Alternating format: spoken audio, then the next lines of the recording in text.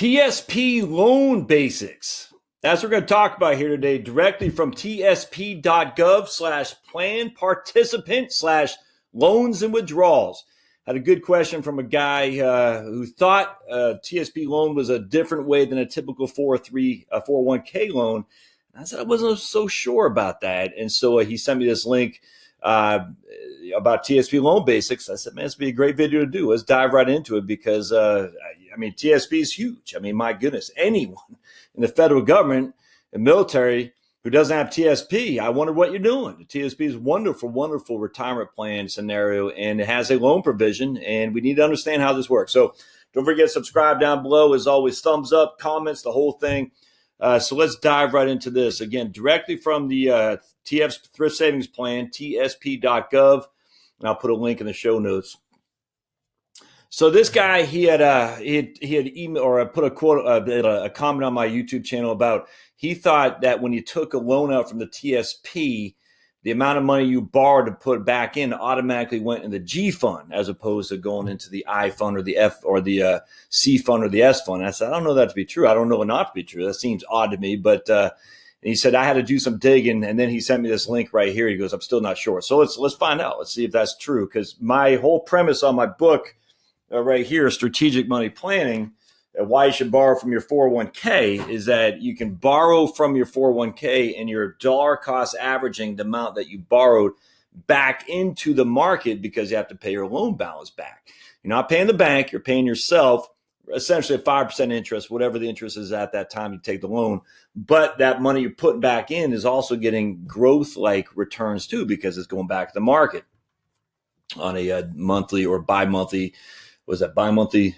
Twice a month, paycheck by paycheck time. So anyway, his set premises, I don't think that's true. I think he wasn't challenged me, just said I think on the TSP, it all goes back to the C fund. Or not C fund, the G fund. I said, I don't know. So anyway, all right, the TSP loan allows you to borrow from your account while you're employed by the federal government or while you're a member of the military. Before taking out a loan, you should understand things. Okay, so good. When you take out a TSP loan, you borrow from your TSP account. The amount of your TSP loan cannot exceed the amount of your contributions and earnings from those contributions. So if you work under the federal FERS, Federal Employment Retirement System, not SRS, just FERS, you cannot borrow from any agency contributions or earnings from those contributions. So if you work under FERS, you cannot borrow from any agency contributions or earnings from those contributions. All right, so they're saying the amount of your TSP loan cannot exceed the amount of your own contributions. Okay, gotcha. So you can't borrow against your vested amount. It can only be against your amount that you put in there. Well, that's different. I know that for a fact. I don't know that for a fact. That's different than my understanding of 401k loans.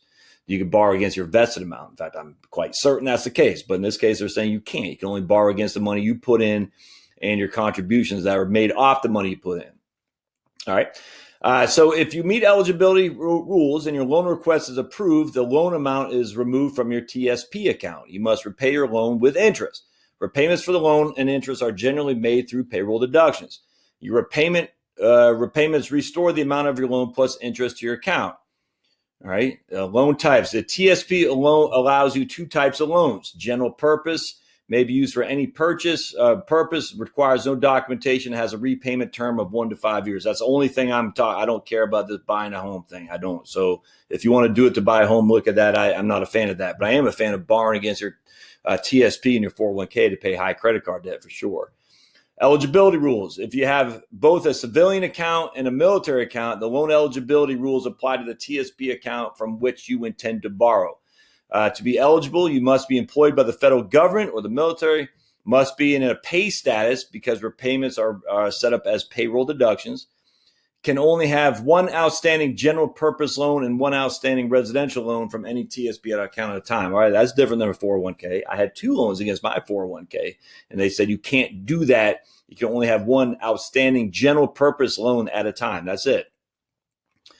Must have at least 1,000 of your own contributions and earnings in your TSP account. Agent contributions and earnings cannot be borrowed. Again, good to know. I did not know that. Must have repaid a TSP loan of the same type in full within the past 60 days. So you can't take one out within 60 days of paying off the other, if that makes sense. Must not have had a taxable distribution of a loan within the past 12 months unless it was a result of separation of service. Must not have a court order against your TSP. And again, I'm not talking about residential loans. I'm not a big fan of them. The minimum loan amount is $1,000. We talked about it must come from your own contributions. The maximum loan amount, now this is going to be basically on IRS standards, your own contributions and earnings on those contributions in the TSP account from which you intend to borrow, not including any outstanding loan balance. 50% of your vested account balance, including any loan balance, or $10,000, whichever is greater, minus any outstanding loan balance.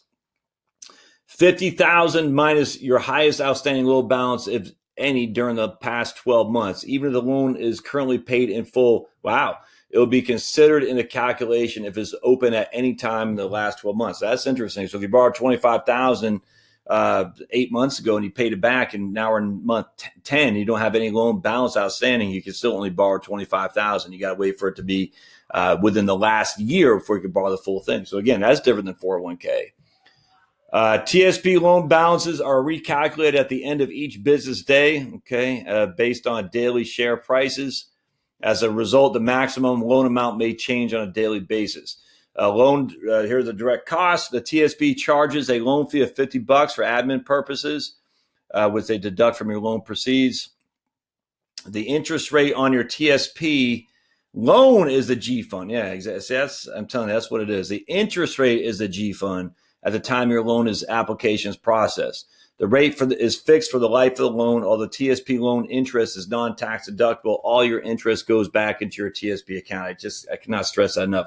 So you're paying the interest. In this case, they're using the G fund, which is pretty commonplace. When I borrowed from USAA, they're paying is like prime. I can't remember what it was, but essentially the G fund. And that makes sense. So the interest that you're paying back is the G fund. Although you pay the loan back to your TSP account with interest, the amount of interest you pay may be less than what you might have earned if the money had remained in your TSP account. Yeah, exactly.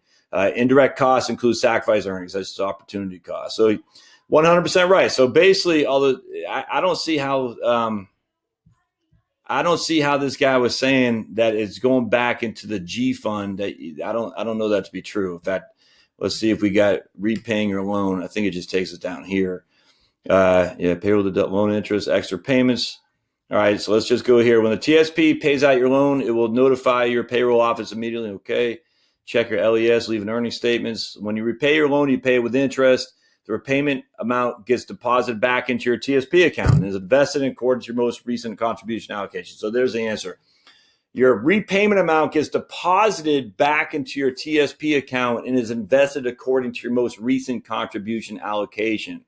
So I can't stress that enough. That's simply saying if I have the Life Cycle 2050 fund and I'm repaying the loan back, it is going to the Life Cycle 2050 fund. The interest that I'm being charged to myself again is the G fund. All right, so just keep that in mind. There's two ways you're getting money back: is the interest, which in this case is the G fund, and then I'm paying it whatever I'm getting on the Life Cycle 2050 fund or the I fund or the F fund, whatever you're doing.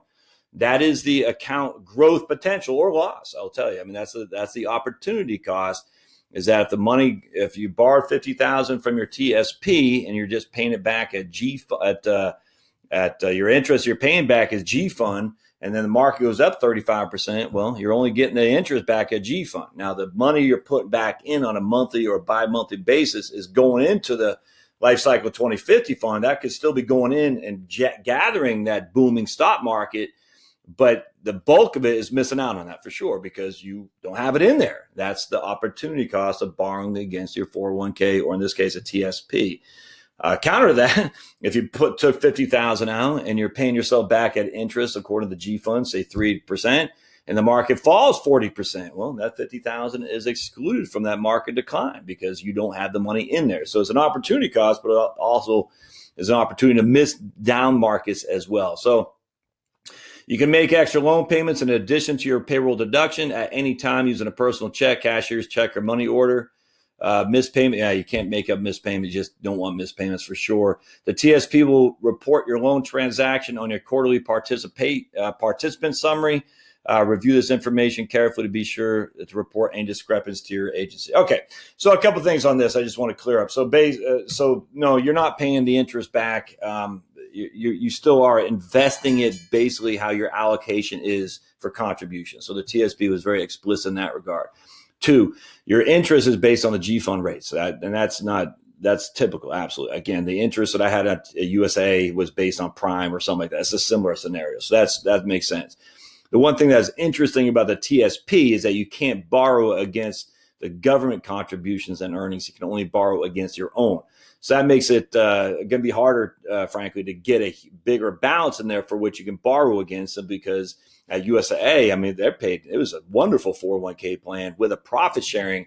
And so you put in, $10,000 and next year's worth 25,000.